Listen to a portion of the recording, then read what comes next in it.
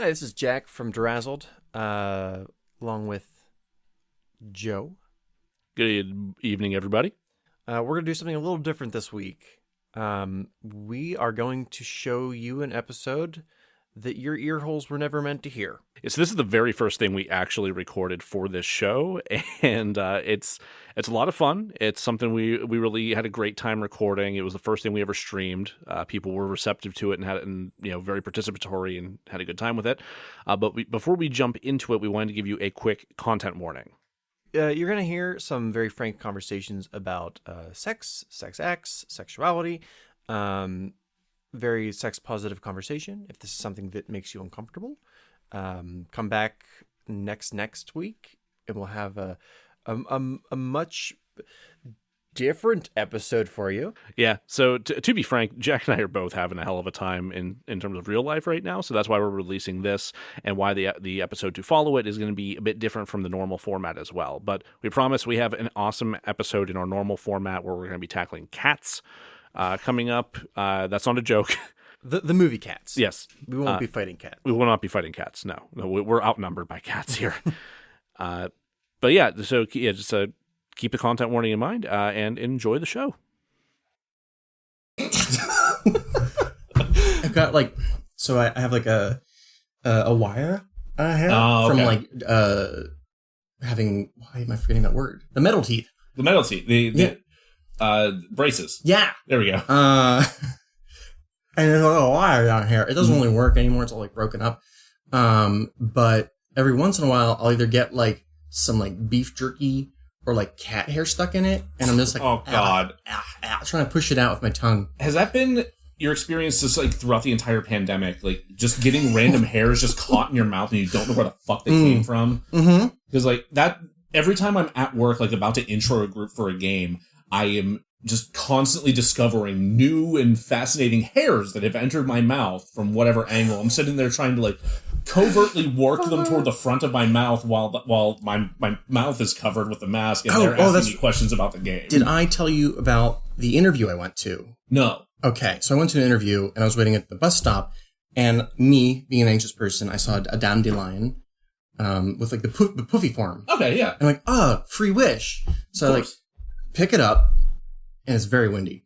And I go, and it goes, oh no, you did tell me about that. It's all, it's just, and then the bus arrives immediately, and I'm like, you have time to do anything with it. And like, I then, like, I'm trying to get them out of my mouth. Like, you're wearing a mask on the bus, unless you're a monster. I'm like, I'm digging them out of my mouth. And then I get to the interview, and I'm like, I'm cool. I got them all out. No, of course. So I'm like, taking my tongue and strategically placing them inside the mask so that they're out of the way. I didn't get the job. Anyway, so we are here to film a podcast and record it. We weren't trying to be topical with our conversation. We weren't trying to be, but you know who probably can't do the things that we were just talking about? Batman. All right, well, let's dive in. Welcome to DeRazzled, the podcast that takes award-winning worst films and fixes them. Except not this time. Except for not this time, but hey, just pretend. I'm host, Jack Culbertson, and here to suffer alongside me is today's guest, the ineffable writer, poet, powerhouse, creative, my former roommate, film producer, pal, Joe Beardface Nealis. Hi, everybody. Hi, Internet. Hi, Jack. So as Joe hinted, we're going to be doing something a little different today. Rather than focusing on really, really bad movies that won awards at the Razzies, we will be tackling this oddly topical debate over whether or not Batman performs cunnilingus. Basically, we're razzing a take that deserves to be razzed. So for those who don't know, there's a show on HBO, Harley Quinn, and for their third season, they had planned on having a sex scene in which Batman performs cunnilingus on Catwoman. And while the show does get away with a lot, and the executives are pretty cool, this particular thing, the DC executive was like, haha, heroes don't do that. And everyone was like, don't they? Oh no. Pretty sure they do. So what we wanted to do was take a couple of heroes, 10 from Marvel, 10 from DC, and answer, would these people perform cunnilingus? And then, of course, we want to talk about each of the theatrically released Batman movies, Batmans, and whether or not they do. So you haven't told me anything about who is going to be involved in this discussion yet, with one exception being Darkseid, because at the time you just absolutely needed to know whether or not Darkseid fucks. Yes, I want to specify specifically Darkseid, not of the Snyder Cut, which I just finished a half hour ago, and now have no interest in knowing if he fucks. I don't think anybody fucks in that universe. No, I mean, we're going to get to it, but no. Well, let me tell you about how I came up with these names. So there's a comic book site called Comic Book Resources, and every year for a couple of years, they had a thing where you could vote for the best character from Marvel and DC. Sure. And a nerd on Reddit took those like 5 years worth of numbers and averaged them out, making the ultimate list of the top 50 Marvel and the top 50 DC. And what I did was I took a 50-sided die and rolled it and came up with this list. There is a couple of, I should say, I vetoed a couple. You vetoed a couple? I did one because we are specifically talking about whether or not heroes do that sort of thing. Oh, so Darkseid was the only exception? Or I did one exception for both. Okay, so we balanced it out that way. Okay. So that is, I assume all villains do that then. By that logic. I mean... Yeah. So like if a character was really, really esoteric, like even I was like, who? Donna Troy, for example, I'm like, I know who she was, like Batgirl or Wonder Girl at one point. It doesn't matter. So I was like, nobody's gonna care about her. No, not at all.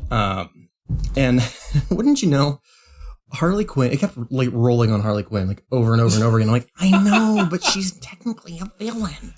Also, it's fact that she does. Anyway, yeah, that's canon. That's canon.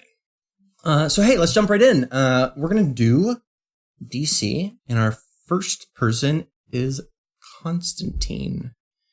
Oh, absolutely. Yeah, no, absolutely. Constantine goes down. Man, woman, monster, demon, plant creature, doesn't matter. He absolutely does. 100%. Yeah, that's not even a question. I'm pretty sure Matt Ryan was arguing that they should do that in the lost season of that show. And that's why they were canceled. That's like one God. DC just really doesn't like comics. It was Heroes Don't Do That Gate. It was started off that early. This has been going on for years. This first one's super easy because Constantine is a very sexual character in general. He's a horny dude. He's very sad and drinks, which means he's a horny dude. I mean, so that was an easy one. We're gonna follow it up with a slightly more difficult one. Okay, it's from Marvel. Nightcrawler. Mm-hmm. Ooh, member of the X-Men. Blue, fuzzy, devil-looking fella, can teleport. And the reason I'm interested to hear your opinion is because he is specifically, it's canon that he is a priest. Yeah, he's very religious. He's Catholic, like deeply. Like that even made it into the Bryan Singer verse. Like that made it into the actual movies that we got to see him in. But he did get played by Alan Cumming. I don't know. I think part of it's going to be the religious thing. He's going to have guilt. So much of it, yeah. No, if he does, he's going to confessional for it every time. Mm-hmm. Ooh. Which, imagine being the priest on the other side of that. What a weird day. I talked to a weird fuzzy blue demon that talks to me about going down on people. Kurt, you need to stop coming here and doing this. How do you always know when I'm in the confessional? Jesus Christ. I like to think that both Nightcrawler and Daredevil go to the same church, and it's the same priest listening to their confession who's just like, this shit's wild. You are going to say so many Hail Marys. That man either is then paying it forward to another confessional, or he has a very entertained therapist. Yes. I'm going to say only after he's gone through something traumatic, where he's questioning everything, including his religion. And this is not to say that anybody who's Catholic doesn't do this sort of thing. I mean, I think just specifically when thinking about Nightcrawler and the depths of his religious devotion, I think it's a valid question. I'm sure that it's not out of the question for him to do this. Mm-hmm. It's going to be wrapped up in a lot of baggage and guilt. Yes. Well, moving on. I'm sorry. Rorschach. God damn it. No. Rorschach absolutely fucking doesn't. Not only because Rorschach doesn't fuck because he's a weird, dirty, stanky, conservative whack job, but also because nobody would fuck Rorschach. Like, I'm pretty sure Alan Moore would walk in here or astral project in here and confirm that for us if he cared to. He would be playing his he don't play tarot, but he'd be like doing tarot and he'd flip over a card Alan of like Moore specifically plays tarot. He does solitaire with tarot cards. Flips a card. It's Rorschach going down on that, and he's like, "Nope." He burns that card. And then commits a sex magic ritual to then get rid of the card permanently and banish it from this plane. Yeah, no, Rorschach's a hard no. No, coming from the comic book world, I think his mother was a sex worker, if I'm recalling correctly. She absolutely was. And that sure did mess him up. For that reason alone. For that reason alone, I don't think he's having sex in general, let alone. He's too busy walking around with that end is nigh sign. Hands are full. His hands are full. Anyway, Marvel. We have Vision. And here's what I'd like to say, that I ran all these past Belinda, my partner, partly because I wanted to have the opinion of like a vagina having person in this conversation. And she had a pretty good response for Vision. Please, I need to hear this. She said yes, but he would need to explain to him in great detail. But yes, he would. I can see him being, I can see that being his approach. Like, it's more a learning experience and an accommodation that he's having explained to him.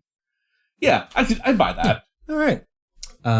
For DC, The Flash. Flash? We're moving on to The Flash? Yeah, I'm not sure which Flash to go with. Barry Allen's the original, I think he's Silver Age original Flash. He's the one that most people are familiar with, I think, right? Yes. He's the one who's most typically portrayed. Yes. I grew up with Wally.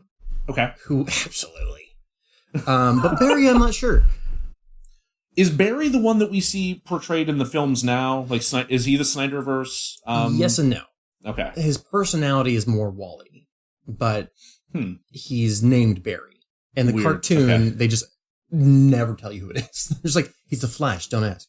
That's a choice. He's whichever Flash you want it to be, okay? Project your perfect Flash onto this Flash. He is a tabula rasa of Flash. I guess personality-wise, like, how does Wally differ from Barry?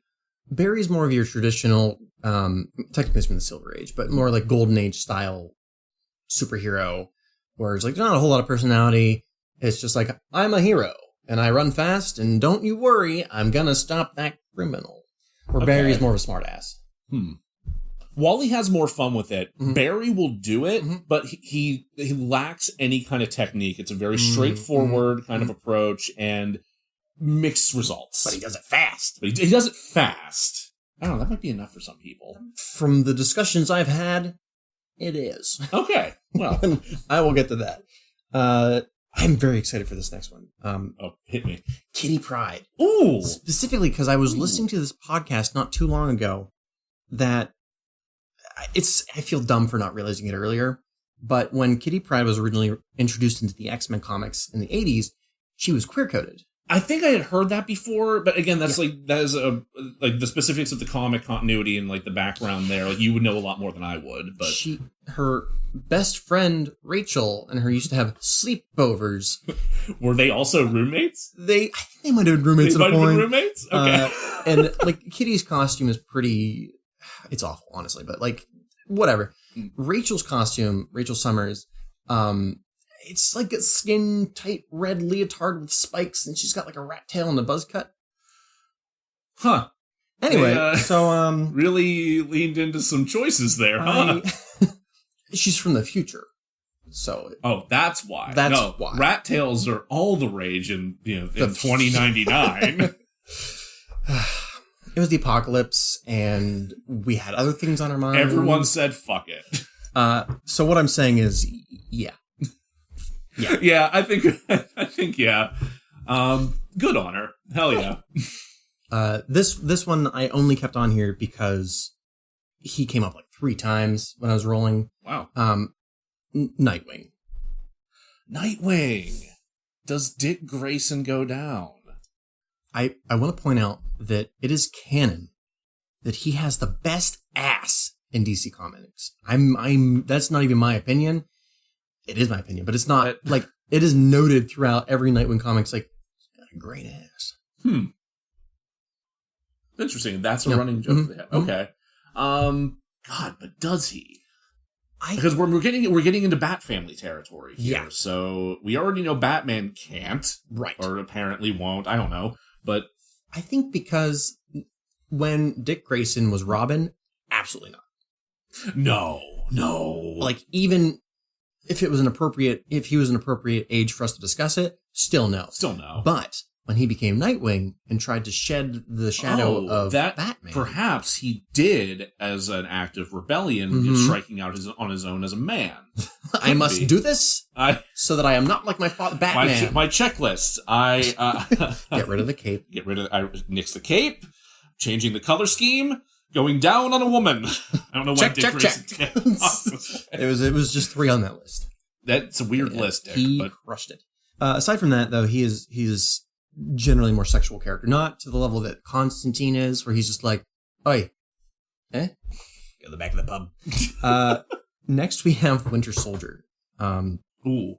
Belinda and I differed on this. She said absolutely, and you said absolutely not. I said, well, she said absolutely, but it might be her like fangirling. What's his face? Sebastian Stan. Yeah. Fair. And I'm like, which I also disagree with, but he does very good stubble. I will give him that. It's just not my type. You're not in it for Mark Hamill's secret younger son. Well, is he dressed like Luke?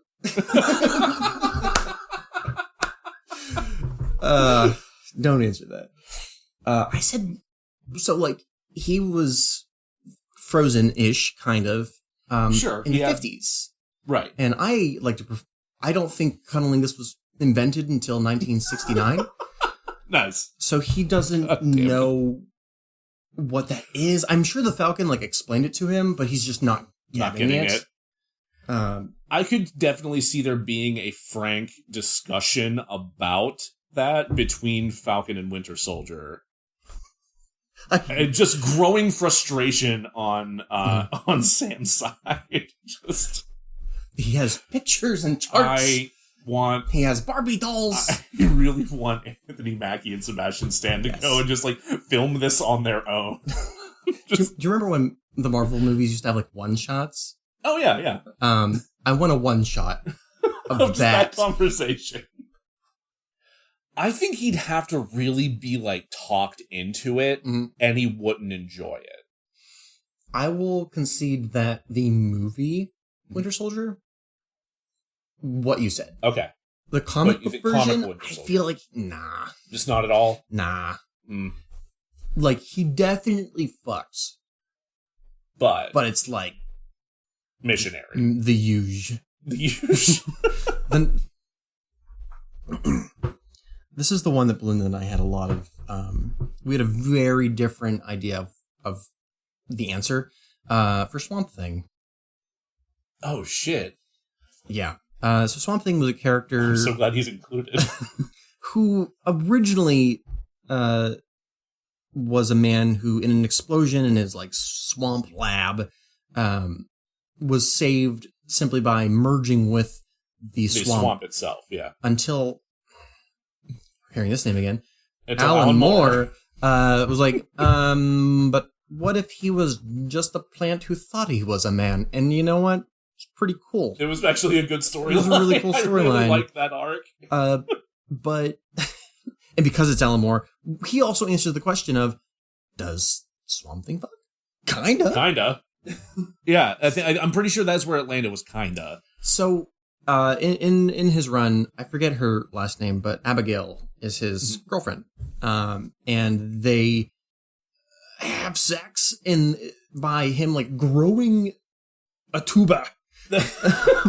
And they both like take a bite, or maybe she just does, and they have like a spiritual trip together where they mind meld into each other, and it's really trippy, cool stuff. And she's like, nice. That was pretty cool. And he's like, I'm a swamp creature. I don't care, but I'm glad you're happy. So then I think that's a yes. I think he would. He's wholly detached from it as it is. So what does he care what he's doing? Belinda's response was, it doesn't take much. Just like, it's probably moist, right? And I was like, don't say that. And she's like, there's no getting around it. I mean, no, he's a swamp creature. Yeah. He's swampy. He's swampy. So, so that is, that conversation. Next, and this one I almost didn't include just because the answer is really obvious. Loki. Yes. Yeah. Obviously. Mm-hmm. Yeah. Whether he's a man, woman, frog, I know there's 4, but so is he the villain that we're including then? Yes. Okay. Yeah. So yeah, Belinda said he, specifically Tom Hiddleston, in the current Loki series, he would, but he would talk about it the whole time and say how better he is than anybody who else had done it before him. Yes. Yeah. Yeah, absolutely. Maybe not during. But like after, like, someone's like really good at before and after, I would dare say. Because you have to remember, this is 2012 Loki because of the shenanigans in Endgame. So. True. The previous, right before Thanos occurred in Endgame, that Loki would only talk after. Only after. Yeah. Growth. Yeah. See, yeah. Another one, I don't know why I included it. I think maybe just for diversity's sake, Batwoman. Isn't the character canonically a lesbian? Absolutely. Then yes. Moving on. Yep. Just Daredevil. This one, I'm not gonna lie, I just put it on there because he's my favorite and I love him. He's another character that's... Did he actually come up in the roles, or did you just have to have this question answered? I wanted to know. Scientific process. I want to know. So definitely fucks. That's shown we know that over and over again. Yeah, we know that. Matt Murdock is a fuckboy. But does he go down? I bet he does. I think he does too. Yeah, I bet he does. I bet he does as a flex, honestly, because of his hypersensory experience of things. Yeah. He's going to have a greater sense of what's working. Mm-hmm. You're right. Aquaman. Maybe the only person in the Snyderverse that fucks, because he's Jason Momoa. I agree. Moving on. No, we can probably talk more about Aquaman, because he's more... I don't want to limit that character to just Zack Snyder's hellscape. I don't know Aquaman super well outside of the Justice League and Super Friends, which I refuse to think any of those characters even have genitals. I think it's illegal to think that. Right. I'm going to thought prison. I mean, the Jason Momoa iteration is not terribly different than the one we got in the late 90s, early 2000s cartoon. Okay. I think Jason Momoa's might be a little more fun. I mean, then you're going to have that with Jason Momoa. Yeah. Outside of his character in Game of Thrones, anyway. So I think at least the cartoon version from Justice League and Justice League Unlimited, probably not. No. Nah. I think it depends on the depiction of Aquaman that you're getting, because I have this picture in my mind from when I was a kid that Aquaman was just this kind of straight-laced, almost dorky character, and him probably not. But the more rugged, Jason Momoa-esque character that we see him as, the more bearded and raggedy and that version probably. Yeah, I agree with that. So this character could be considered a villain, but I kept him because currently he is not. Okay. And that would be Magneto. Magneto. Mm-hmm. Now, something that's pretty... well, I guess that's not true. I was going to say that in the comics he's portrayed as being older, less so than the comics, but or the movies, but... At least the movies lately. Yeah, but lately it's been Michael Fassbender. Right. Whereas previously it was Ian McKellen. Yes. Michael Fassbender, as a human being, Absolutely. No questions asked. Michael Fassbender as Magneto, though, I don't think so. I don't think so. I think he's too self-serious in some ways. And if that makes any sense. And I don't know, I think he's too wrapped up in his own trauma in a lot of those movies to be able to, like, be that level of lover, I think. Yeah. Yeah, I agree with I'm trying to think of the comic book version of him, where he has both had and not had children, depending on who's writing him. I think currently Scarlet Witch and Quicksilver are not his children, but Polaris is. How many people in Marvel history are Magneto's children? Like, I was aware of Quicksilver and Scarlet Witch. Yes. I was not aware of Polaris. Yes. I think that was kind of like, wait, we have a woman who has magnetic powers. She's also a mutant. Well, that's got to be that seems like a no-brainer. Yeah. I want to say that the comic version is the same as the Michael Fassbender version. Okay. Very similar. He's just older. Yeah. That seems fair. He's very self-involved. I feel like every iteration of Magneto is. Yeah. To some extent. Yes, I'd agree. So for DC, we have Wonder Woman. And I want to say up front that the Earth 1 iteration, written by Grant Morrison, is confirmed. Is confirmed? Mm-hmm. Okay. She might even be polyamorous, but I'm not sure. I would not be surprised with that from Grant Morrison. Yes, I wouldn't either. I mean, given just Wonder Woman's origins. Yeah, I forgot about that. So, Wonder Woman was created by, I can't remember, it's like Marston, I think. Yeah. Was created by a teacher of psychology, I want to say. I think that's correct. And he himself was into bondage and was in a lifelong polyamorous relationship. So, like... Yeah, I'm gonna say yeah. I think that tracks. Yeah, I think that there's reason to believe that would be the case that far back. I mean, the bondage thing is without a doubt in there. It's not even really subtext. Yeah. It's text. It's just text. I've seen some of those old comics. Yeah. It's just flat out there. Like, maybe not the 70s version where she got, like, the business power suit Probably thing. Not, yeah. No, girl boss version of Wonder Woman, probably not. Or at least not on the surface. No. Yeah, I don't know. I think it's probably safe to say, just given, like, Themysciran culture, I guess. Yeah. Like, you grow up in a society that's just women, that's probably going to come up. And I want to say that's Grant Morrison's thinking. They are like, well, they're... What else would you do? Black Panther. Yes. Absolutely. Yeah. I don't know much about his character outside of the film. All I really know outside of Chadwick Boseman's performance is I don't know, he's a king, he's a member of the Illuminati, I forgot about that. Yeah, he's got not that precludes the idea that obviously you go down, because I'm 100% certain Namor does not. No. No. I want to say most of the people in the Illuminati do not. He's the cool one. He's the cool one. He's the one that does. He is the more open of them, I think. For those of you who aren't super nerds, the Illuminati in Marvel Comics is a secret organization that formed, I want to say after the Skrull invasion, the first one, to make sure that shit didn't happen again. And it's, I think it's like Professor X, Namor, Mr.Fantastic, Doctor Strange, Black Panther. Black Panther, yeah. But no, I think you're right. I think, like, Professor X doesn't. No, Mr. Fantastic absolutely does not. No, oh, good lord, no. That might be, like... I think one of my favorite things about the Venture Brothers is, or one of many, is how perfectly they lampoon Reeve Richards. Yeah. Just that moment where you hear Steve, where he's asked, what's more important than family? And you hear Stephen Colbert say, science. It's perfect. And no, he wouldn't go down at all. Not even that far off. No, I don't know if Reeve Richards actually has real, even procreative sex. I'm pretty sure he just donates. Oh, I was gonna say they have 2 kids, but no. Yeah, no, I know that, but I don't know if they fuck to make that happen. Maybe like year 1, Mr. Fantastic does. Could be. Have sex, not cunnilingus. That has never happened. No, that's never happened. No. Was he on the list?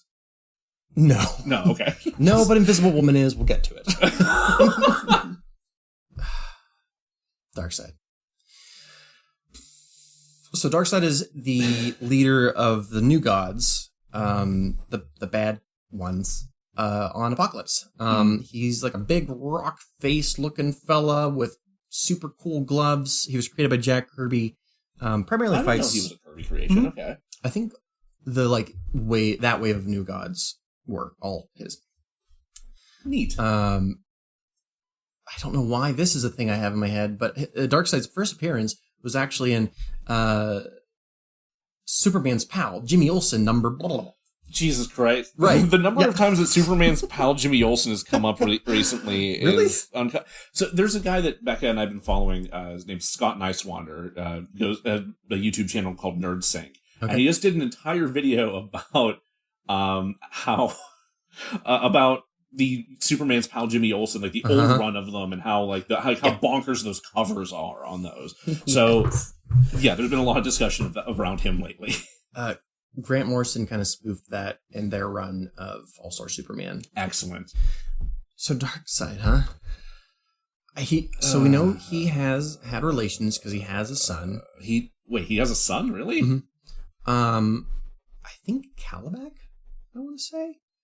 Okay. From what I vaguely remember, because I was never really into the New Gods, there's like the good guys and the bad guys, and they, for like peace purposes, they swapped sons. And I think Darkseid raised Orion. Don't quote me on any of this because I can't remember.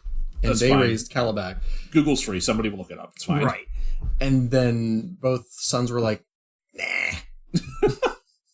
Fuck this. Yeah. You're not my real dad. No. I'm leaving. And like, given that it's Kirby drawing them, it's very clearly like, oh, this is the good guy, and that's a hairy monkey person. Yes. That. Oh wow. Fucking yikes. Yeah. So You know what? I don't think Calabac's Darkseid's son. who is? Oh, a monkey. Like literally? Like a monkey. Yeah. Here's my theory. Okay, here we go. Okay. All right. So, I don't know who knows this, but it is in DC canon, or Marvel canon, go with me on this, that 2001 A Space Odyssey happened in Marvel Comics. Wait, it is? Yes. Okay. It's specifically where Machine Man comes from. Haven't heard of him? Doesn't matter. Actually, I feel like I have heard of him, but Ridiculous. weirdly enough, okay. Now, I had to get Kubrick involved in this. Cool. there is a monkey character in those comics. I think it went on for like 18 issues. Okay. Because they like adopted the movie, and then they're like, Was this like one of the monkeys at like the base of the obelisk, or? I think so. Okay. Yeah, I have issue 1, but it was really slow. Now, aside from DC and Marvel, there's something called the Kirbyverse, which is kind of like just his shit. And that's spanning the gap And between that's DC spanning and the gap Marvel. between- yeah. Okay. So okay. I'm going to say one of the 2001 monkeys fucked Darkseid's, I don't think he's married, so lover, impregnated her with Calabac. And she was like, ha, we're gonna have a son, Darkseid. And he's like, yes. I don't know how to do him. He's like, You're getting your dark side is getting a little too far into Christian Bale Batman, Yeah. and or Knifebreaker. I'm not entirely sure which. At any rate, Darkseid was like, yeah, that tracks. I should have Sure, children. I am a god. of course, I can have the children. Given that he never actually has tried to reproduce, I don't think he would perform cunnilingus. No, I don't think he would. I think outside of your flawless, airtight theory that you just presented us, I think I think he falls into that. I think he finds himself too self-serious and powerful to deign to do it. I think that's the way he would view it. Like other people are there to give him pleasure. He doesn't give pleasure to people. So, moving back to Marvel, we have Invisible Woman. Right. Okay, we got to her pretty quickly here. Okay, so we know Reed Richards absolutely not. No. It's weird that you brought up Namor earlier because I thought, well, if anybody is performing on her, it would be Namor. But then you brought up the point that he's very self-serious and he's got these little tiny wings on his feet. He does have little tiny wings on his feet. Obviously, the little tiny wings on his feet would prevent him from doing anything that good. Right. It's very easily distracted by little wings on his feet. I don't know how this is about the way this discussion has turned, but I think just given what a fucking terrible lover Reed Richards probably is. She has like a secret sex life. And yeah, perhaps that's Namor up to this point, which like he probably doesn't go down, but at least like he's something. Yeah, there's something happening there that is not Reed. That doesn't answer the question though. That doesn't answer the question of whether or not she does. But you raise an interesting question. If she does have a secret sex life, what's to stop her? I don't think she's gay. She might not be. That could stop her. That's fair. I think that's it. That could very well be it. She's just straight. If she were bi or gay or whatever, I think she would. Because she's a very giving person. Mm-hmm. Yeah. I mean, that's a suit her character. But yeah, no. I guess is Sue Storm gay? Looking at the list of characters, I think she might be the one. No, she might be the one that I think is like most firmly depicted as straight. Yeah. Now that I think about it, so yeah, no, I don't think she would. All right, we're down to our last one for DC. Lois Lane. Lois Lane. Yeah. There's been a lot of iterations of her as a character. See, I only really know about her romantically entangled with Superman. So I don't. Is there any other historical precedent? I'm glad you asked. Okay. I wish I knew the year off the top of my head. I'm going to pretend that I do. The 2008 cinematic classic Superman Returns. Oh, hell yeah. Directed by... It's Bryan Singer, right? Oh, wait, was it? I think it that's was. upsetting. Yeah. Okay. I mean, it's not a good movie. It's not a good movie, but I liked it. You know what I was just about to say that now has not aged well? I like Kevin Spacey. Oh, God. Yeah, he is in that fucking movie. I immediately like that movie less, just even remembering that he's in it. God damn it. But we still have Brandon Roth. I genuinely like Brandon Roth's Superman. If anything, just for the fact that he does the for truth, justice, and all that stuff. Like I also like his rubber fuck suit. His rubber fuck suit's pretty great. That's not even a joke. I really like that costume. And it's a good costume, and you know, bravo for DC to embrace Superman's kinks that way. It was like the last time he wore underpants on the outside. Then they took his underpants away. They did take his underpants away. That's rude. Well, maybe they didn't take him away. Maybe they just made him wear them on the inside. That's stupid. You know, given the fact that we're in this conversation in the first place, that could very well be what happened. That must have been it. Jim Lee watched that movie and he's like, no, never again. Heroes don't do that. Heroes don't wear their underpants on the outside. But to answer your question, in that film, before Superman Returns, when Superman's just gone that's away, right. Yeah, because he'd been gone. She has a child with James Cyclops from X-Men. It's a crossover. I don't remember the actor's name. James Morrison? Is that it? Yeah.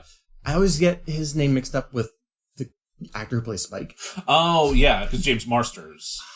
Is that it? Yeah. Is that right? Yeah. Okay. Yeah, I knew they were close, because I feel like I've done the exact same thing a number of times. Very different actors. Yeah. But James Marsden plays some rando character that I've never heard of, who's like... So Lois had a thing with some guy. Yes. Okay. So yes, she has had a relationship outside of Clark Kent / Okay, Superman. but it sounds like then we have the same situation as we did with Sue Storm then. She's just straight, potentially. She's been around for so long. 50s, 60s, absolutely straight. Sure. 70s, probably. Okay. Did 80s Lois have some, like, a fling, a tryst of some sort? She's boring. She's boring, okay. Amy Adams? No. Cartoon version? They don't want you to think those people have genitals. That's Super Friends. We're talking like okay. Superman the animated series. Oh, okay. So she's definitely made out with a chick, hands down, no doubt. Maybe it was not like full like I am gay now, but like in college, she definitely had like a wild night made out. Well, a wild night for the 1990s, a wild night in the mind of Paul Dini. Just oh man, dude. Have you seen Bruce Timm's art? No, it's fair. He's very horny. Good point. Mm-hmm. I don't know. I think I'm still coming down on she's probably straight. Maybe she had some fun in college, but I don't think I don't think she went that far. Yeah. Right. Bruce Timm, I don't mean any harm. You're great. He can make horny art. It's fine. He makes very sharp boobs. Yeah, he does. Mm-hmm. Big hips, sharp boobs. What was I saying? Yeah. Mm-hmm. So long as he's not like Frank Cho, it's fine. Yeah. So that brings us to our last Marvel person, and this is another one that I don't have any question over whether or not this is true or not, or if they do or not. Nick Fury. Nick Fury. Yeah, and we have two iterations. You have the MCU version, which is Sam Jackson. I mean, we technically have three iterations because we have the original Nick Fury, David Hasselhoff, David Hasselhoff Nick Fury. Then we have the alternate universe Sam Jackson inspired Nick Fury, and then we have actual Sam Jackson Nick Fury. So in my mind, Ultimate Universe Nick Fury is the same person as Sam Jackson. He was drawn to look like him, therefore, it's the same character. Yeah. Okay, I think I'm willing to accept that. The David Hasselhoff character, we're not going to discuss in this podcast. No? No. No? Nope. Okay. Did you see the movie? No. You don't want to see the movie. Okay. Duly noted. So, is this the no-brainer that I'm thinking it is? I think so. It's just a hard yes? Oh, yeah. Okay. Yeah, Sam Jackson's iteration, absolutely. Even if that character didn't, Sam Jackson is so Sam Jackson that it would rise above. It would just happen. Yeah. And I want to say that it's canon that the comic book version did, mostly because, and I hope I'm saying this name rightly. Garth Ennis. I'm always confused whether it's Ennis or Ennis. I don't know. Anyway, Garth did a couple of Nick Fury comic books back in 2000s with this iteration of Nick Fury, with the white Nick Fury with white hair or white. Yeah, hair. With I got the graying temples. The OG version, and boy golly was he a horny nasty boy. Huh. Yeah, so I wouldn't have guessed. Now when he's head of S.H.I.E.L.D., maybe not. It's real busy, but when he's He's got so much paperwork to do with all the with all the secret wars they're fighting and all the bombs that have gone off. For and real though, all the superhero collateral damage he has to account for and justify to foreign governments. But in the 70s, when he was a secret agent, constantly, absolutely. Oh my god, he James Bonded. Maybe not when Kirby was drawing him, but when Sternenko, whatever, great artist. Okay, Jim Sternenko or something like that. Absolutely, every day. Every day. Good lord. How would he get any spy work done? His jaw would be just so. That's why he has that perfectly square jaw. Good lord. That's not bone, that's muscle. That's training. Fantastic. So we've made it through both Marvel and DC's 10. I was going to keep score, but I sure didn't. You've entered nothing into that spreadsheet. Nothing. So, fuck me. We are going to take a quick break before we dive into the Batmans. The actual Batmans. The fuckers that started this whole thing. Yes. Good golly gosh. Great. Okay, welcome back. We are going to now discuss the entire Batman cinematic Batman's sexual preferences. So, I know we had gone back and forth on this a little bit beforehand. I just want to clarify for the audience's sake. We are indeed including animated theatrical Batman in this. So thus Lego Batman and Batman Mask of the Phantasm, Kevin Conroy Batman. Yes. I'm not happy about it, but I had to make... Yes. We're going to do this chronologically, kind of. So the first one is Batman 1989 with Michael Keaton. We're not going to go 66? Fuck. How do you not? God damn it. How would... Jack! No, you're right. I'm not happy about it. You're right. You're the one who introduced this. You don't get out of talking about whether or not Adam West's Batman goes down. Burt Ward. Probably. Absolutely. Yeah. Sure. I want to say no. You don't think but he should. Julie Newmar, Eartha Kitt? Hell yeah. Oh my god. But no, he is way might, you too know what? Adam West's Batman might be the only person in that universe that doesn't. Everyone else. Everyone else. Just from Burgess Meredith. Cesar Romero. Who's Riddler? I always forget his name. And Which sucks is he's from Pittsburgh. He's from Pittsburgh. He's buried here. Is it Frank Gershwin? Yes. Like that? Yeah, Frank Gershwin. Yeah. I don't know if he does. He's a little... No, I bet he did. I bet he still does. Okay. I'm not going to argue it. Yeah. Even if he's just doing it to like blend in with everyone else that's in that universe that's not Adam West. He has no idea what he's doing. He's just doing it because is this what we're doing now? Good Lord. God. Also by the maximum of villains do it, so. Oh, right. No, you're right. Yeah. Absolutely. Yeah. Ew. Just think of like Vincent Price's, was it Egghead? Oh, dear God. Deep cuts. You know, I don't think Adam West's Batman does. No, I think that's a fair assessment. Has sex like a fiend, but I mean, it's the 60s. Yeah. So then now moving on. Now we can go to Michael Keaton, 1989's Batman. 1989 Batman. First of all, I want to go on the record as saying Vicky Vale would not be into it. You don't think so? No. Huh. No. It's what? What's her name? I can't remember, but her specifically. What? I want to say, and I might be mixing up my actors, that she was in this movie called Cool World, directed by, it's a deep cut. Apparently. So it was like a half animation, half live action film, starring Brad Pitt and her. It's not a good movie. It's like half of a good movie. It's like a moody film noir, but animated. It's a Ralph Bakshi film, and I could be wrong, but I'm pretty sure she was like, "Can we recut this so that we can show it to children?" And Ralph Bakshi was like, "No." Did you read the script? So it's a hard no then. It's a big no. Cool World? You said it's called Cool World? Cool World, yeah. Kim Basinger? Kim Basinger, yeah. I think she's Basinger? Vicky Vale. Basinger? Basinger? Yeah.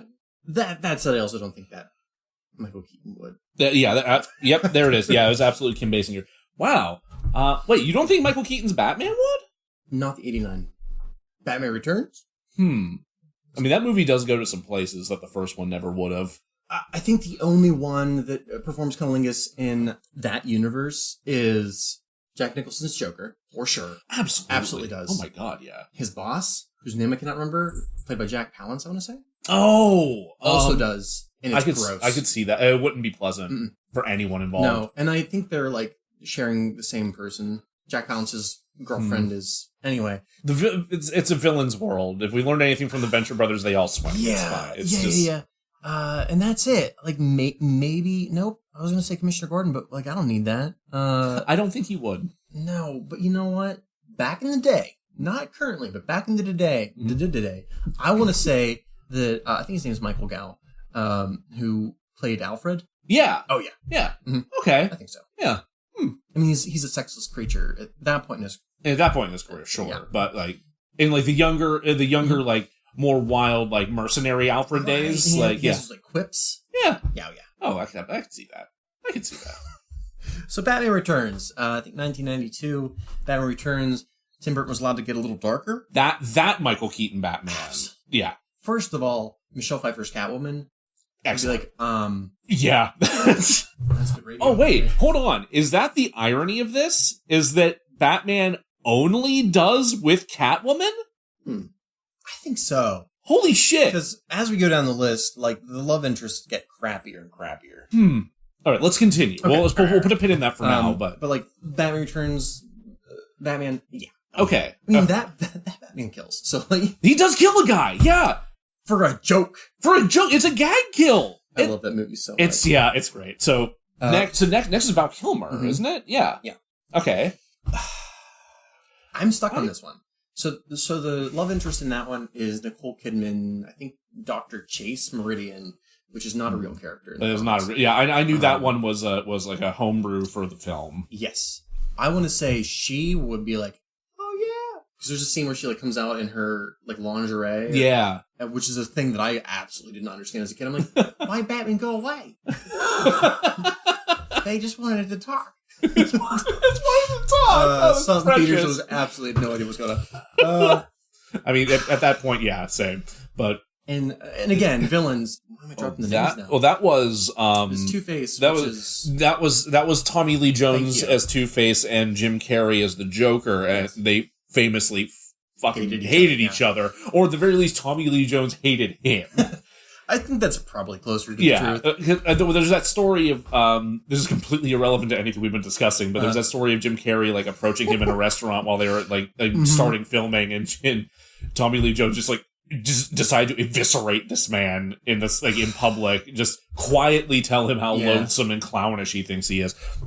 But if you recall, in the movie, there's I think Sugar and Spice. Sugar and Spice. And there are these two girls, I think they are both dating Two-Face.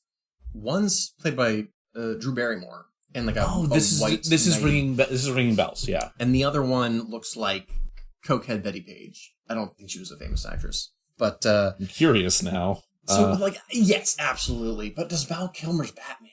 I'm gonna say no. I don't feel like he. I don't think he does. I think both his Bruce Wayne and his Batman felt. I don't know if bland is the word. They were kind of bland, but they were also very serious. Do they even kiss in the movie? I don't remember. I think honestly, I think the fact that I can't remember even that, I think lends to the case that he probably doesn't. And it's not Nicole Kidman's fault. She brings it, but. I think she.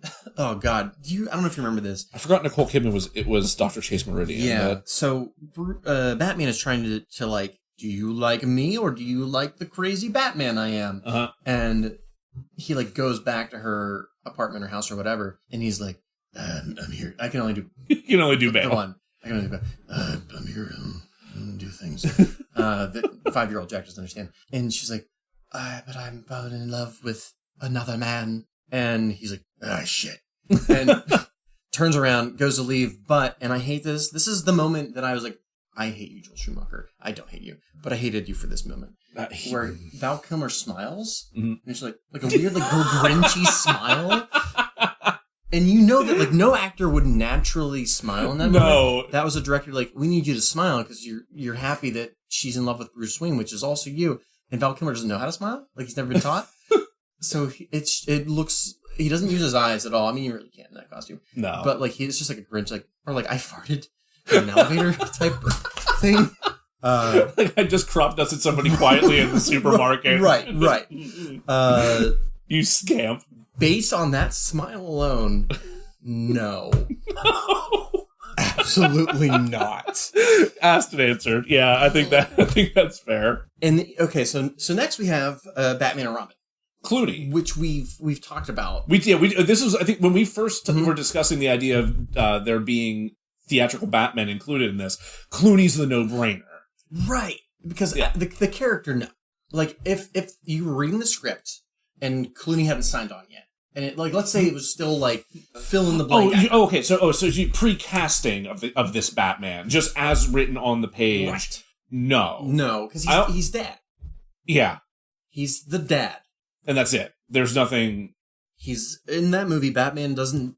I think he does have a love interest, but she's there for 3 seconds. 3 seconds. It's completely unmemorable. Yeah, and I get it. You have Poison Ivy. You have Uma Thurman playing Poison Ivy. And you've got Arnie running around doing his puns and things. The number of women I've dated that have told me how Poison Ivy awoken something in them. I've lost count. Which the weird hair buds, the double Bride of Frankenstein thing she's got going. She's got a double beehive thing going, which is a choice. I think it regressed my sexuality as a child. I was maybe I'm not into this whole sex. See, I thought it would have been the bat nipples that regressed your sexuality, but it was a choice that was made. It sure was. So yeah, as on script, absolutely not. But then you cast George Clooney. You cast George Clooney of all people in this role. Yeah.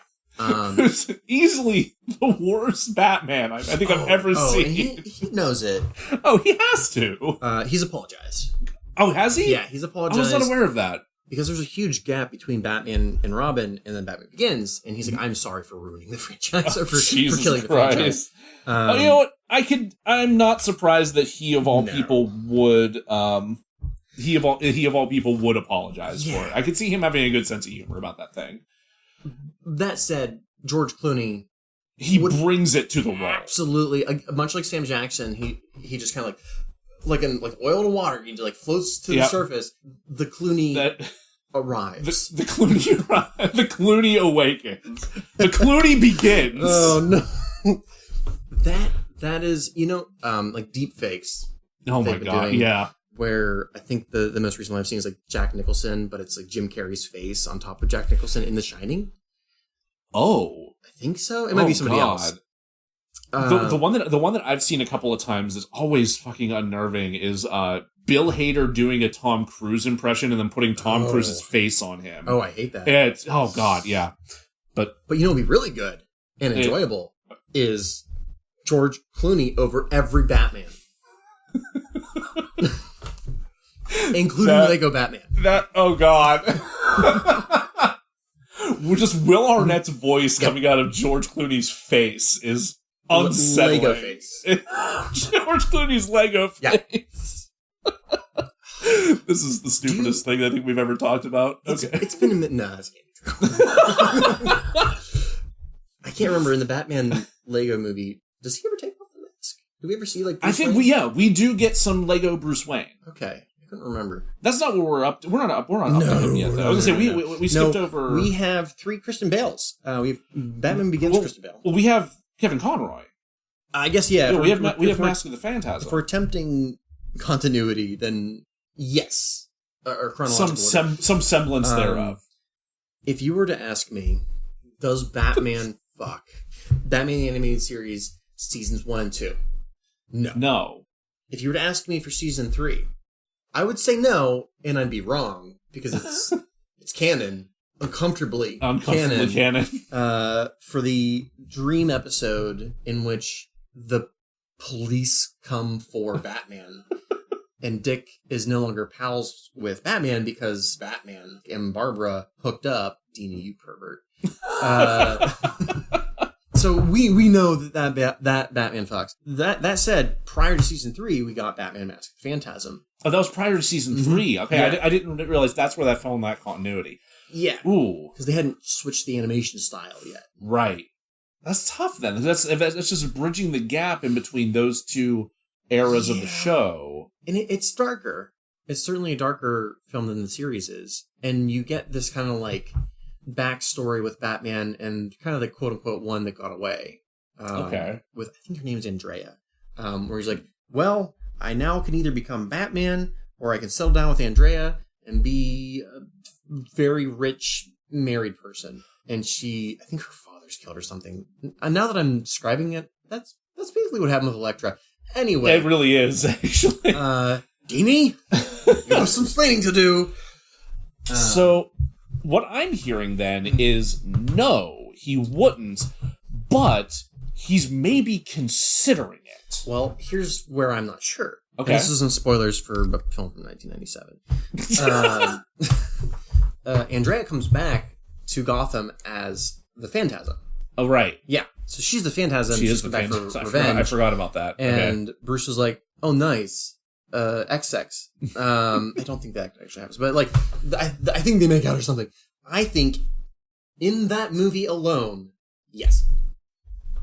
Just in that movie. Just in that movie. Because we've seen again and again that Bruce Wayne Batman likes the villain. True. Catwoman, Talia. He's got that one time. He's got it. Oh God. I think Nocturne. Anyway, he's got a type. He's got a type, and like the Phantasm is literally like the Grim Reaper, but you know, maybe that's the arc of the film. Then is that he starts off and then after she becomes villainous, he's like, you know what? No, I think you're right, because there's those flashbacks where he's like, I'm a sad Bruce Wayne, and then at the end there was that sex scene that they cut, because that one young DC executive was like, heroes don't do that. Heroes don't do that. Okay. I just... Now, If Kevin Conroy knew this is what we were talking about. if you had Kevin Conroy and Mark Hamill in the same room, Mark Hamill would say, yes, absolutely. He would, yeah, yeah. And especially That's true. the Joker. Yeah. That's true. Kevin Conroy would say something like very eloquent. He would.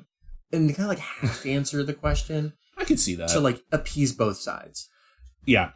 He would centrist it a bit. But if you looked at the smirk on the side of his face, you would know. You'd know. Yeah.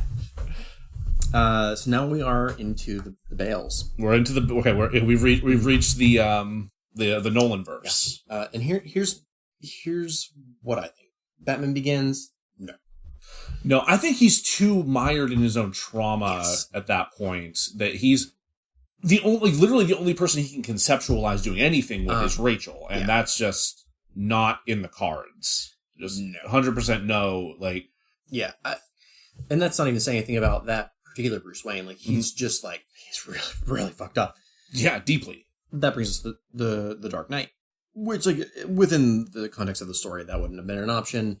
But I think maybe. I think so.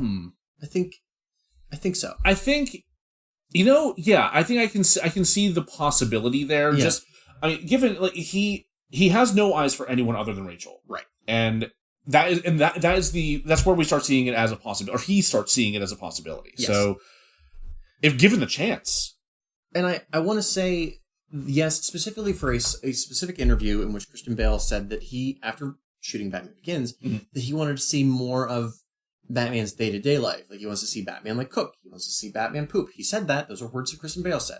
So, given that he wants to see all these different aspects of Bruce Wayne Batman, I'm going to say at some point, after you've filmed the Batman poop scene... It makes me so happy to know that Christian Bale voiced a character in Pocahontas and then went on to do this. Who was he in Pocahontas? Thomas. He was the guy who I think he's the one who ends up shooting Kocoum, if I remember correctly. I vaguely remember that. But you didn't think we were going to talk about that, huh? I was mostly there for the raccoon and hummingbird. I mean, yeah, they were the best part of the entire movie. So that brings us to The Dark Knight Rises. Twist. That movie is not a Batman movie. That's a Bane movie. So we need to answer. Does Bane? Can he? Probably not. Not without dying or holding his breath. How is Bane's breath control?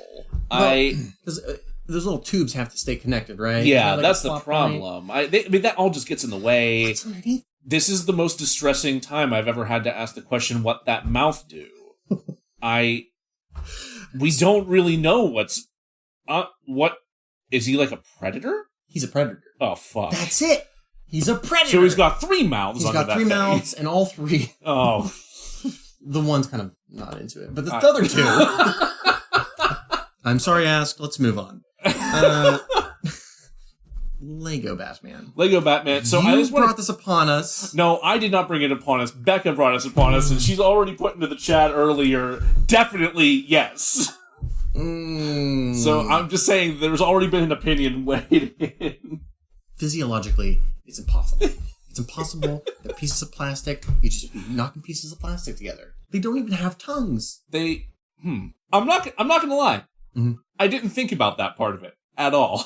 Would they, as characters? I haven't even gotten that far.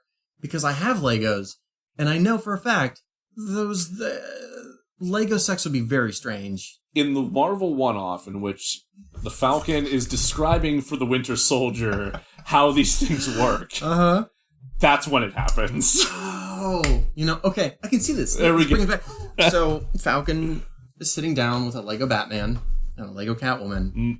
And just clacking them together a little bit. Yeah, just face into, stuck together legs that don't form. No, there's really not a crotch. There's not. It's just two thick stumps that go up into not even a waist, just a torso bottom. They only move around like one axis. They don't even go to the sides. And that is why Winter Soldier is so confused. This explains so much. Yeah. He's just not getting it. He's too in the weeds on Lego physiology. Yes. Just he never had a chance. No, not even a little bit. Poor poor Silent Generation fuck. I think Will Arnett kind of Clooney's the situation as well. Yeah. Maybe not in the same way that Clooney does, and especially when you take into account the Lego-ness of it all. So I think he would, if he could, so Will Arnett could make jokes about it. Yes. So we've two more. Two more. Yes. Okay. We have so we have Batfleck. Which I was worried that we were going to end on that, but we do have one. We do have one more. Yeah, we do have one more. We can only base our opinion off of like leaked photos. That's the thing. In a trailer. It's all speculation. Yeah, but so Ben Affleck. We've kind of touched on this a little bit about the Snyderverse in that Aquaman's the only person that fucks. Yeah, yeah. That I've now sat through the 4-hour Snyder Cut, which is a thing I promised myself I would never do because I'd never seen Batman v Superman or the Whedon cut, and I had no desire to watch it, but then I had to, and I came out the other side having no idea. He's such a two-dimensional character. I have no idea. I think Snyder Cut, no. Just because nobody fucks the Snyder Cut unless you're Aquaman. Right. And his dad, played by friend, played by Willem Dafoe. I'm just saying Willem Dafoe. Willem Dafoe. Okay, you cannot cast Willem Dafoe in anything and expect that character not to fuck. Right. Like, his character in The Life Aquatic fucks. The Lighthouse? The Lighthouse is, just, Jesus Christ. So, if you're from the Atlantis... If you're Atlantean, then arguably, sure. Yeah, but everyone else... No. The Whedon cut? Maybe. Leaning no, but maybe. And only because that cut tries to inject comedy into places. And, I mean, it fails. God, does it ever fail. But the characters take themselves a little less seriously and therefore could possibly enjoy the company of another. They've maybe heard of what fucking is. I see this classroom with Falcon Anthony Mackie. At the front of the class with a dry erase paper, like, all right, class. All right, everybody. This is a vagina. We're gonna do this one more time. This is Lego Batman. this is Lego Catwoman. And I think that's where we keep coming into into a problem here with the Snyderverse. There's no Catwoman, at least as of yet. If they were to continue it, would they then have to introduce a Catwoman to make Batman fuck? Well, she would have to be terribly cast. What's like a actress that's really famous at this exact moment but would not be appropriate for the role of Catwoman, like an up and coming actress that's like I don't watch new stuff. I don't know. My brain just went Anya Taylor-Joy, but I was great. Don't even know who that is. She's cast. Oh wait, no, I don't know. She's great. Yeah, that's the thing. She's great, and also, oh my god, she's so much younger than him. She's that's the weirdness right there. Just ugh. You know what? I'm just gonna say it. Batfleck's too old to fuck. Batfleck's too not old Jeremy to fuck. Irons, who is technically older in the film, but he's not too old. But specifically Batfleck. Batfleck is too old to fuck. This is not an ageist podcast.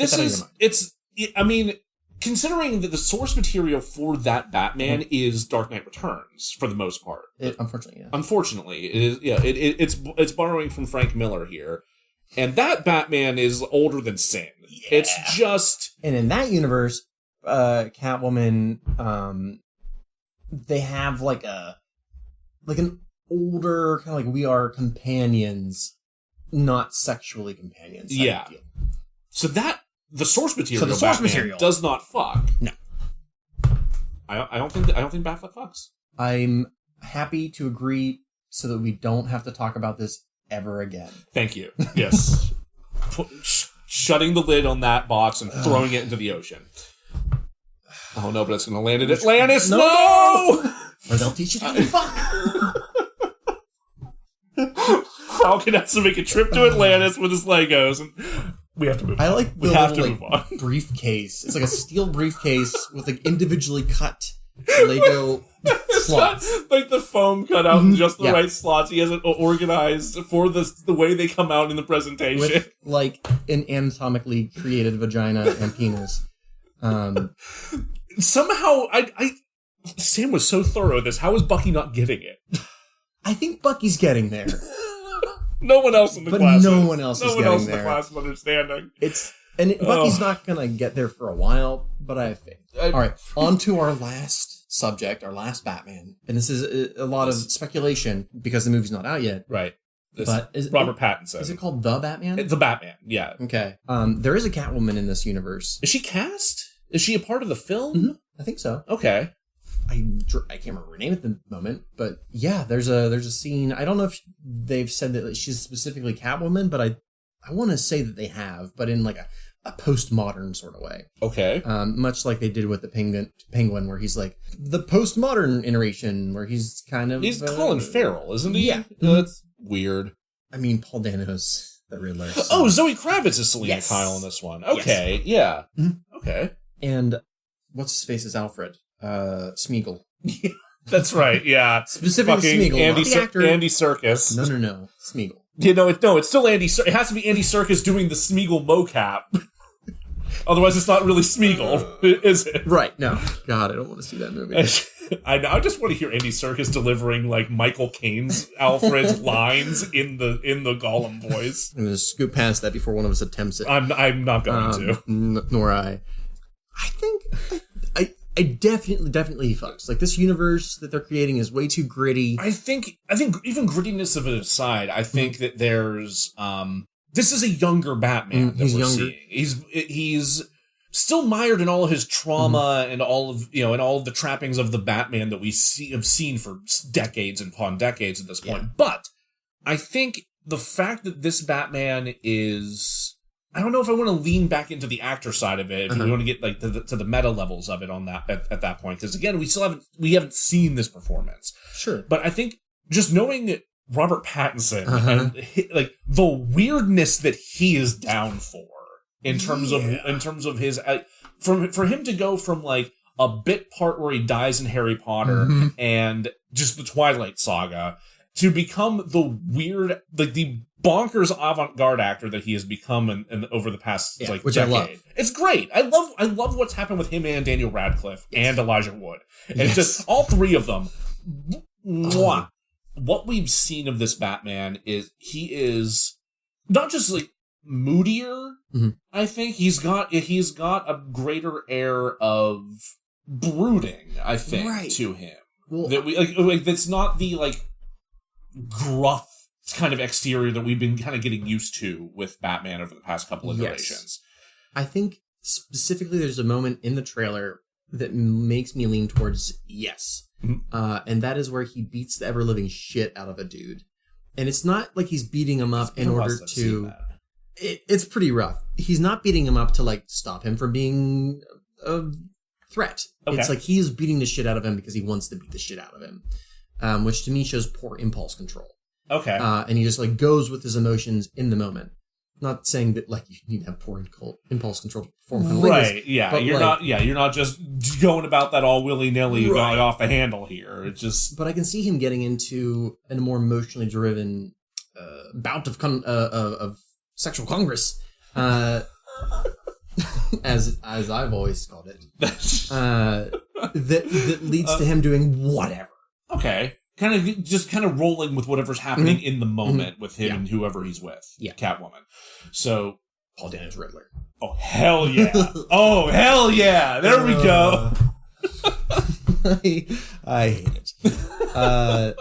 Yeah. And so I think that would be my answer. I think that's a fair answer. Yeah. I think he would be, of all the Batmen that we've seen thus far, he I think would be the one that is most likely to explore the possibilities there and kind of let go of himself and just be in that moment. Go with passion or whatever emotion's happening and just like, you want your toes in my mouth? I've got a mouth for that. I've got a mouth for that. The Jack Culbertson story. God. I really do think that we've hit something here though with the fact that we only have a yes whenever Catwoman is involved. And the fact that... Because even in The Dark Knight Rises, where there is a Catwoman... There is a Catwoman. I think that, Well, that's the thing is we kind of sidestepped that into the Bane conversation that I'm going to regret for the rest of my life. Just, I think when he's not doing really, like, hyper-fascistic stuff, I think that Batman is capable of stepping back and, letting loose and being in the moment. I think particularly after he, like, sacrifices himself and just, fucks off to Italy or whatever. Right. At least at that point, and Bruce Wayne would. He has a bum leg. Now, he does have a bum leg. Which might take him out of the running for some other positions. It could make some things difficult. Yeah. So perhaps at that point, this Batman has adapted and learned. Yeah. And has come to enjoy it. Yeah, I think so. But getting back to what you were saying earlier about the only time Batman fucks with Catwoman, or at least at the very least, there is a Catwoman that is present in a known quantity in this universe to him, romantically or not. That's the X factor. I agree. We see that with Michael Keaton. First movie doesn't. Yeah. Second movie, Catwoman. You betcha. Yeah, absolutely. So the fact that the writers and creators of Harley Quinn, or of the currently running Harley Quinn show, pick up on that and were willing to go there and address that. So brave. And then to get chided for it. To get smacked down by the powers that be and be told heroes don't do that. First of all, as we've discussed, they do. Not all of them. Not all of them. Some of them. Don't pigeonhole your heroes like this. No, I think you're absolutely right. And I demand an apology from that DC TV executive. I don't think that it was Jeff Johns, but I want Jeff Johns to come and personally apologize to me and bring me a cake. I'm hungry. Oh, okay. Bring Joe a cake, Jeff Johns. Hey, what the fuck, Jeff? Anyway, that answers all the questions you didn't know you had about superheroes and cunnilingus. If you're a superhero, who's performed cunnilingus, don't message us. Don't message us about it. Good for you. Just bravo. Like keep doing the Lord's work. Just be generous with your partners. Don't make communication. Communication is key. Don't get hung up on, I don't know, what perception of yourself or what sex should be is supposed to be. Just go with it. If something's not your thing, be honest with your partner and, respect each other's boundaries and desires. That's it. That's what we've been trying to tell you this entire time. That was the core message of all of this, right? Do we need to get Anthony Mackie in here to tell you? He's outside with his entire array of toys. He's got... It's all out there. He has new dry erase markers. A brand new whiteboard. You got a big board for it. It just... Don't be a Snyderverse. Don't be a Snyderverse. If you take anything away from this discussion today, it's that cat trees are great and don't be a Snyderverse. Cat trees are great tripods. Yes. Don't be a Snyderverse. Don't be a Snyderverse. Joe, would you like to tell the audience where they can find you? Literally your address so they can find you. I'm soon to no longer be at... No, I'm not going to do that. No, don't do that. I mean, I am on the Instagram at JMNealis. I have a Twitter that I haven't used in years, so don't follow me there. It's not going to... Same, yeah. Yeah. You can find me where I'm currently being watched by you. And Anthony Mackie. You can find me and Anthony Mackie at dollboy_Jack for all of your stupid movie podcast things. This is DeRazzled. Thank you for not being a Snyderverse. Thanks. Thank you and good night.